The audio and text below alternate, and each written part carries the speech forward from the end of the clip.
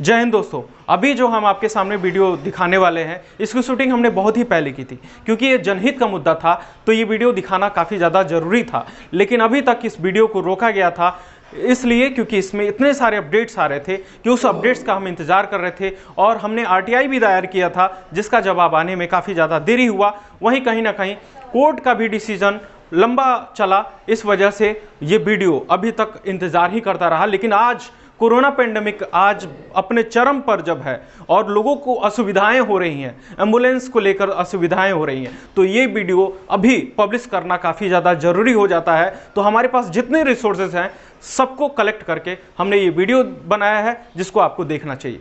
नमस्कार, मैं हूँ अर्जुन वेदांत और आप ये वीडियो देख रहे हैं कुशीनगर समाचार और संवाददाता लाइव पर। दोस्तों, देश में भ्रष्टाचार की जो स्थिति है वो आपसे छुपी नहीं है, लेकिन हम आज आपको ऐसे भ्रष्टाचार की खबर दिखाने वाले हैं जिसमें न सिर्फ अरबों की लूट हुई बल्कि राजनीतिक पार्टियों का सच सामने रख दिया। ये एक ऐसा घोटाला था जिसकी न कभी जनता को फिक्र थी, न ही नेताओं की, न ही आला अधिकारियों को। खबरें तो लिखी गई लेकिन अखबार के एक छोटे से दबी सहमी कॉलम में रह गई, जिसका नतीजा ये हुआ कि लाखों अरबों की संपत्ति प्रदेश के हर जिले के सीएमओ कार्यालय में सड़ने लगी। हम बात कर रहे हैं 2012 में बसपा की सरकार में तत्कालीन मुख्यमंत्री और मूर्तियों की सरकार कही जाने वाली मायावती द्वारा चलाए गए महामाया सचल अस्पताल की। दरअसल 9 साल पहले मायावती के जन्मदिन पर यानी 15 जनवरी 2011 को एक योजना को हरी झंडी दी गई। इस योजना का नाम दिया गया मुख्यमंत्री सचल अस्पताल योजना। देखिए हमारी विशेष रिपोर्ट। आज कोरोना पेंडेमिक पूरे विश्व के लिए एक खतरे की घंटी बनी हुई है। ऐसे समय में आप भी सोच रहे होंगे कि हमेशा ताज़ी घटनाओं से रूबरू करने वाला आपका संवाददाता सीएमओ ऑफिस में क्या कर रहा है। तो आपको हम बता दें कि ये खबर भेड़ चाल से हटकर लानी जरूरी थी और इसे हम अपना नैतिक जिम्मेदारी समझते हुए आपके सामने सरकारों की इसकी टोपी उसके सर करके लाखों गबन करने की साजिश का खुलासा करने जा रहे हैं। दरअसल हम बात कर रहे हैं आज से 9 साल पहले उत्तर प्रदेश की पूर्व मुख्यमंत्री और मूर्तियों की मुखिया कही जाने वाली मायावती के महामाया सचल अस्पताल योजना के बारे में। ये एक ऐसा बड़ा घोटाला था जिसके बारे में न कभी जनता को फिक्र थी, न ही नेताओं को और न ही आला अधिकारियों को। चलिए विस्तार से बताते हैं। दरअसल 9 साल पहले मायावती के जन्मदिन यानी 15 जनवरी 2011 को एक योजना को हरी झंडी दी गई, जिसको नाम दिया गया मुख्यमंत्री महामाया सचल अस्पताल योजना। इसके तहत प्रदेश के 15 जिलों कुशीनगर, सोनभद्र, मिर्ज़ापुर, चंदौली, गाजीपुर, देवरिया, बलिया, बांदा, चित्रकूट, हमीरपुर, जालौन, महोबा, झांसी, ललितपुर और मऊ को शामिल किया गया और इन जिलों को अत्याधुनिक उपकरणों से लैस 103 मोबाइल वैन दिया गया। योजना के तहत इस वैन में एक डॉक्टर, एक नर्स, एक एएनएम, एक ड्राइवर, एक लैब टेक्नीशियन और एक हेल्पर की तैनाती की गई थी। ये वैन इन जिलों के प्रत्येक ब्लॉक में जाकर ग्रामीणों के लिए ओपीडी सेवाओं से लेकर वैक्सीनेशन इत्यादि का कार्य करते थे।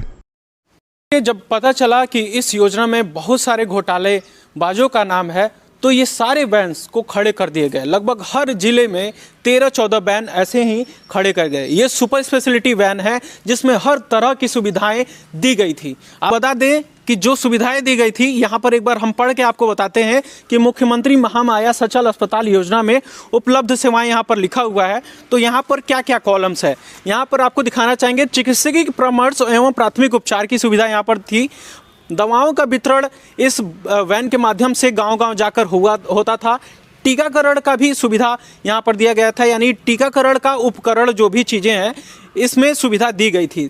उसके अलावा प्रसव पूर्व व प्रसव उपरांत स्वास्थ्य परीक्षण की भी सुविधाएं यहाँ पर थी और जो भी उसके अलावा आवश्यक दवाएं थी वो भी दिया गया था। किशोरवय बालिकाओं की स्वास्थ्य जाँच तथा यौन एवं प्रजनन स्वास्थ्य शिक्षा का भी दिया गया था। तो और भी थोड़ा से और कॉलम्स जो हैं वो भी हम पढ़ते हैं। मलेरिया एवं टीबी जांच हेतु रक्त एवं कुछ मिटा हुआ है पट्टी संग्रहण, यानी मलेरिया और टीबी का जांच करने के लिए भी ये वैन पर्याप्त था। परिवार नियोजन के विभिन्न माध्यमों के संबंध में जानकारी देने का था, जटिल प्रकरणों की पहचान करके मरीजों को रेफ़र करने का भी सुविधा था। और भी 2 कॉलम है जो यहाँ पे मिटे हुए हैं। हालांकि ये वैन इतने दिन से खड़े हैं यहाँ पर कि स्वाभाविक सी बात है कि यहाँ पर जो भी चीज़ें दिख रही हैं अभी मौजूदा वक्त में, वो एक अपॉर्चुनिटी है कि दिख पा रही हैं। बाकी इस तरह का पूरा बना हुआ है ढांचा। तो पूरा जो महामाया सचल अस्पताल के तहत मायावती का एक योजना था, एक ड्रीम था कि हर गांव जाकर हफ्ते में किसी गांव में, किसी ब्लॉक में जाकर ये वैन्स जाती थी और वहाँ के रोगियों का परीक्षण करती थी और ज़रूरत अनुसार उस पर कार्रवाई करती थी। टीकाकरण का कार्यक्रम से लेकर सब चीज़ होता था। तो ये पूरा जो कॉन्ट्रैक्ट है जागरण सॉल्यूशन को दिया गया था। जागरण सॉल्यूशन ने अपनी वैकेंसी निकाली, जिसके बाद डॉक्टरों की तैनाती की गई थी, मेडिकल स्टाफ की तैनाती की गई थी और बहुत सारे लोग की तैनाती की गई थी। इसके साथ एक ANM होती थी, आशा वगैरह भी होती थी। तो ये सब पूरा एक मिनी अस्पताल का पूरा क्राइटेरिया दिया जाता था। तो आपको हम बता दें कि यहाँ पर कुशीनगर में 13 इस तरह के मिनी अस्पताल थे, जिसमें हम आपको काउंट करके दिखाते हैं। एक वो रहा, 2 ये 2 दूसरा, तीसरा आपको बता दें ये सब करोड़ों के हैं। एक वैन की कीमत करोड़ों की है। ये चौथी है और आगे बढ़ते हैं। ये 5वीं, 6वीं, 7वीं, 8वीं, 9वीं और 10वीं, यहाँ पर 10 वैन खड़े हैं। और आगे चल के हम देखते हैं। और वहीं CMO ऑफिस के दूसरी तरफ अगर देखें तो 2 और महामाया सचल अस्पताल के वैन खड़े हैं। तो यानी कि 13 वैन यहाँ पर खड़े हैं, सड़े हैं। देखिए इसकी स्थिति क्या है। आपको बाहर से ही देखने से लग रहा होगा कि कितना खासियत इस वैन के अंदर था। AC भी बाहर से ही दिख रहा है।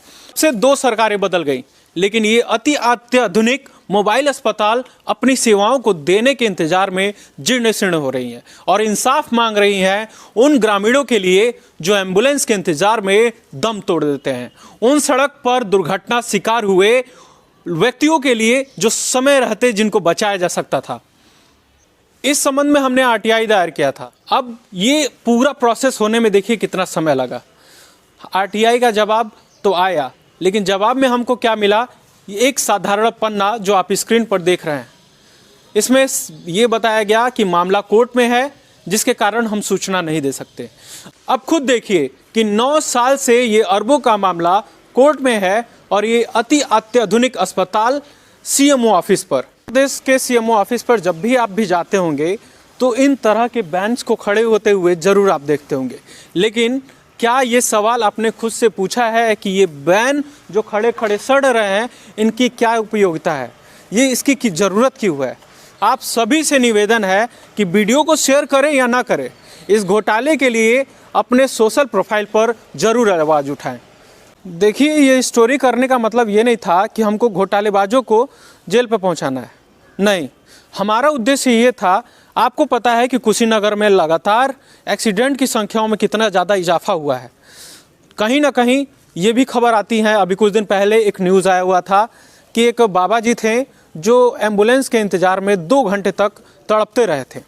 तो इस तरह की बातें जब हम सुनते हैं, हमारे न्यूज़ चैनल में इस तरह की खबरें जब आती हैं कि संसाधनों के होते हुए भी उसका सही इस्तेमाल नहीं हो पाता है, कहीं ना कहीं हमारे अंदर भी एक आवाज़ उठती है कि अगर ये संसाधन उसको मॉडिफाई करके एम्बुलेंस नहीं बनाया जा सकता था। ये सवाल हम आपसे तो पूछ ही रहे हैं, प्रशासन से भी पूछ रहे हैं और जो भी न्यायालय हैं, न्यायालय से भी हम पूछ रहे हैं कि अगर घोटाले का मामला कोर्ट में ही है या कुछ भी हो रहा है, CBI के जांच के घेरे में है, लेकिन ये जो सड़ रहे हैं और लोगों को जो दिक्कत हो रहा है, जो जनता का पैसा पूरा खड़े खड़े सड़ रहा है, उसका हिसाब कौन करेगा?